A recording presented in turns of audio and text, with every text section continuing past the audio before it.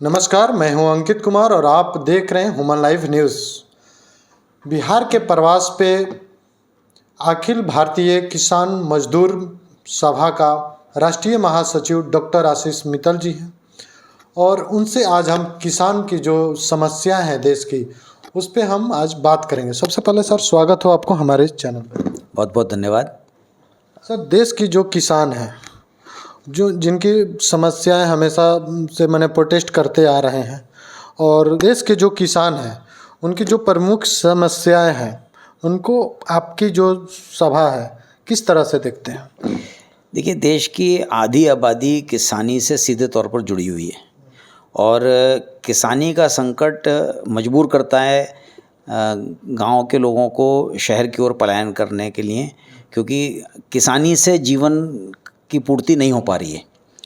ये सबसे बड़ी समस्या है और इसका एक सबसे बड़ा सवाल तो ये है कि आधी किसानी बिना ज़मीन के है। किसानी का मतलब ज़मीन से है और ज़मीन का वितरण जो है पूरे देश के अंदर वो अलग अलग इलाके में अलग अलग है, लेकिन अभी भी बड़े लोगों के पास ज़मीन का बड़ा कब्ज़ा है, वैध और अवैध दोनों, सीलिंग की निकली हुई भी और बिना सीलिंग के अवैध कब्ज़ा जो सरकारी ज़मीनों का है वो भी।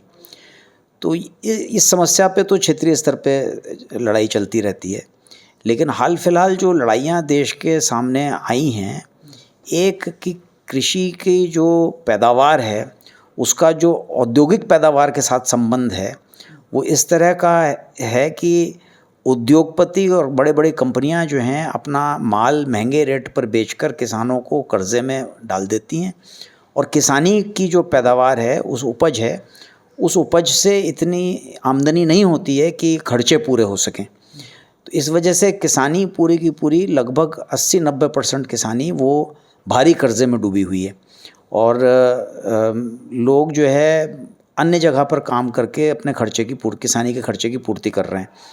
दूसरा बड़ा सवाल है कि जब किसान की फसल बाज़ार में आती है उस समय वो मजबूर होता है उसको बेचने के लिए, और कंपनियों का ये रुख है और सरकार भी अगर न्यूनतम समर्थन मूल्य तय नहीं करती ढंग का मतलब है स्वामीनाथन आयोग ने C2+50% की सिफारिश की, तो अगर उसको रेट को सरकार घोषित नहीं करती और उस रेट पर ख़रीद की व्यवस्था नहीं बनाती तो बाज़ार में रेट और ज़्यादा गिर जाता है।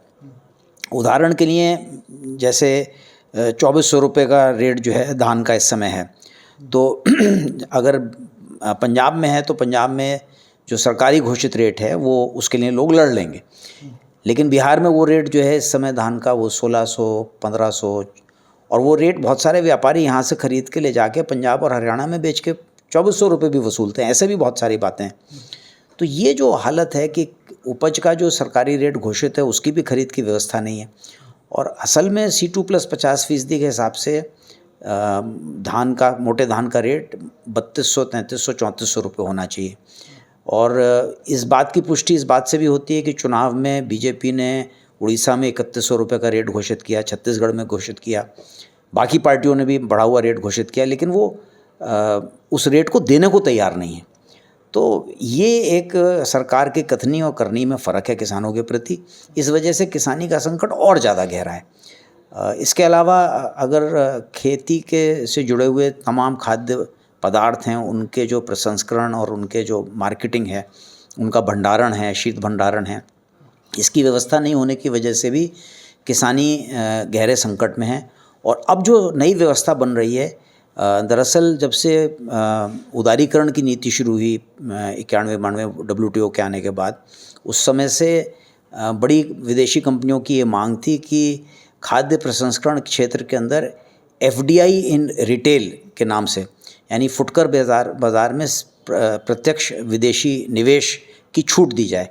और इसका संबंध इस बात से था कि अगर वो खेती की मंडियों में निवेश करके कब्ज़ा कर लेंगी, भंडारण पे कब्ज़ा कर लेंगी, प्रसंस्करण पर कब्ज़ा कर लेंगी और पैकेट में बिकने वाले खानों पर कब्ज़ा कर लेंगी, तमाम पदार्थ हैं, ये बहुत बड़ा मार्केट है, ये करीब 40,000 करोड़ रुपए का साल का मार्केट है। और इससे जुड़े हुए कुछ और बातें भी, जैसे पानी का मार्केट है। पानी भी एक प्रोडक्ट जो प्रकृति की देन होनी चाहिए, जो सबको मुफ्त मिलना चाहिए, लेकिन बोतल बिकती है 15 रुपये 20 रुपये की, और तमाम पेय पदार्थ हैं। ये सारा मार्केट भी करीब अलग से 10-12 हज़ार 15 हज़ार करोड़ रुपए का मार्केट है। और इनको उम्मीद है कि अगर ये ढंग से विकसित हो जाए तो ये 2-2.25 लाख करोड़ रुपए का मार्केट बन सकता है। तो इसके अंदर कंपनियों का हस्तक्षेप बढ़ता चला जा रहा है। ये वो क्षेत्र था जो पहले पब्लिक सेक्टर कोऑपरेटिव सेक्टर के अंदर था, जैसे अमूल का था या और सरकारी डेयरियाँ थीं, लेकिन उनके माध्यम से भी क्योंकि सरकारी सहयोग नहीं था और भ्रष्टाचार बहुत था, तो किसान को सशक्त करने की जगह ऐसी स्थिति आ गई कि उनका भी निजीकरण किया जा रहा है, उनको भी कंपनियों से जोड़ा जा रहा है। तो कुल मिला के खाद्य प्रसंस्करण का कुल बाज़ार जो है वो बड़ी बड़ी कंपनियों के हाथ में, जिनके अंदर निश्चित तौर पर विदेशी कंपनियों का कब्ज़ा है पूरा का पूरा। नेस्ले है, पेप्सी है, कोका कोला है, ये तमाम जो बड़ी बड़ी कंपनियां हैं इनका कब्ज़ा जो है उसके अंदर है, और इस वजह से किसान की बर्बादी बहुत है, उसकी आमदनी नहीं है। अच्छा सर, कृषि कानून का विरोध हुआ, सरकार ने बहुत सारा वायदा किया कि हम आपको ये करेंगे वो करेंगे, तो इस पे जो बीजेपी अभी सरकार है, जो मोदी सरकार है, कितना सफल हुई है? देखिए, कृषि कानून तो पिछवाड़े से कोरोना का फ़ायदा उठाकर कंपनियों का एजेंडा था कि वो खेती को ठेके पे कराएंगी, जिसका मतलब था कि किसान को बांध लेंगी, उसको उधार में फंसा देंगी और पैदा वो कराएंगी जिस फसल को वो यूरोप और अमेरिका में बेच सकें। यानी कि एक दिशा है कंपनियों की कि खेती के प्रारूप को बदल दिया जाए, फसलों के प्रारूप को बदल दिया जाए। वो फसलें जो ठंडे मुल्कों में नहीं हो पाती हैं, वो उस समय भारत जैसे ट्रॉपिकल देशों में पैदा कराकर और उनको वो जो है वहाँ पे बेचकर उसका फ़ायदा उठा सकें। तो एक ये ट्रेंड है कमर्शियल क्रॉप्स के डेवलपमेंट का। और दूसरा था कि मंडियों पे कब्ज़ा कर लें, और तीसरा था कि राशन व्यवस्था को ख़त्म कर दें, सरकारी ख़रीद के गवर्नमेंट प्रोक्योरमेंट जिसे कहते हैं उसकी पूरी व्यवस्था को ख़त्म कर दें। तो किसान लड़ गए और इनको पीछे हटना पड़ा, क्योंकि किसानों उनको उम्मीद नहीं थी कि किसान 13 महीने तक बैठे रहेंगे, और किसानों का ये था कि अब खेती में वैसे ही घाटा है और अब ज़मीन भी चली जाएगी, क्योंकि इस तरह से उधारी में फंसाएंगे, सरकारी सहयोग खत्म हो जाएगा। अच्छा, किसान का एक और मुद्दा है, जिस देश में आज के दिनों में बहुत ज़्यादा किसानों की आत्महत्या हो रही है, इसका मुख्य वजह क्या है? कौन जिम्मेदार है इसका? देखिए, मुख्य वजह यही है कि खाद, बीज, कीटनाशक दवा बहुत महंगे रेट पे बिकते हैं। सिंचाई की व्यवस्था सरकारी तौर पर है नहीं, और अब एक नई व्यवस्था जो है बिजली के जबरन वसूली का सिस्टम प्रीपेड मीटर के माध्यम से शुरू करने की प्रक्रिया है। तो तमाम लागत की प्रक्रिया और जो अधिरचना है खेती की, वो जो है कंपनियों के और बड़े लोगों के हाथ में चली जाएगी। तो किसान तो और घाटे में जाना ही है, और इसकी वजह से कर्ज में फंसता है, इसी वजह से आत्महत्याएँ कर रहा है। आत्महत्या का सवाल एक बड़ा सवाल वहाँ खड़ा हुआ जहाँ पे बहुत तेज़ी से व्यावसायिक फसलें शुरू करी, जैसे कपास में बहुत बड़े पैमाने पर हुआ, मिर्ची में हुआ, तंबाकू में भी हुआ। तो इस तरह की फसलों में, पारंपरिक फसलों में इतनी आत्महत्या नहीं थी जितनी इन फसलों में थी। आत्महत्या का एक बहुत बड़ा सवाल जो है, जो दबा रहता है, वो मज़दूरों का है, कृषि मज़दूरों का है, भूमिहीन किसानों का है, जिनके ऊपर बहुत बड़े पैमाने पर कर्ज लद रहा है। आपको आश्चर्य होगा जानकर कि जो ये समूह के योजना है, जो गरीबों को कर्जा देती हैं समूह बनवाकर और समूह के दबाव से वसूली कराती हैं, वो ज़्यादातर पैसा जो है वो ये गरीब लोग लेते हैं, क्योंकि इनके पास खाने के लिए पैसा नहीं बचा है।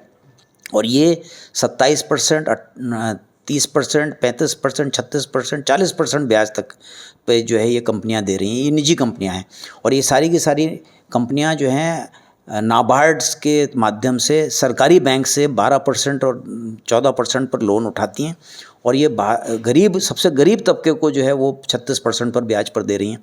तो ये एक बहुत बड़ी समस्या है कि जब आप केसीसी में कह रहे हैं 4% ब्याज पर किसान को दे रहे हैं, तो ये गरीब भूमिहीन किसान, इसका भी तो अधिकार है। इसको आप केसीसी के आधार पर 4% सालाना ब्याज पर डायरेक्टली दे सकते हैं। आपने इनसे वसूली करने के लिए कंपनी बीच में घुसा दी है, दलाल बीच में घुसा दिए हैं, और जनता का पैसा इनको खपत के लिए दिया जा रहा है, और ये वापस नहीं कर पा रहे, घर छोड़ के भाग रहे हैं, इसमें लड़ाइयाँ हो रही हैं, आत्महत्याएँ कर रहे हैं। तो ये एक बहुत बड़ी समस्या है जो खड़ी हो गई है कर्ज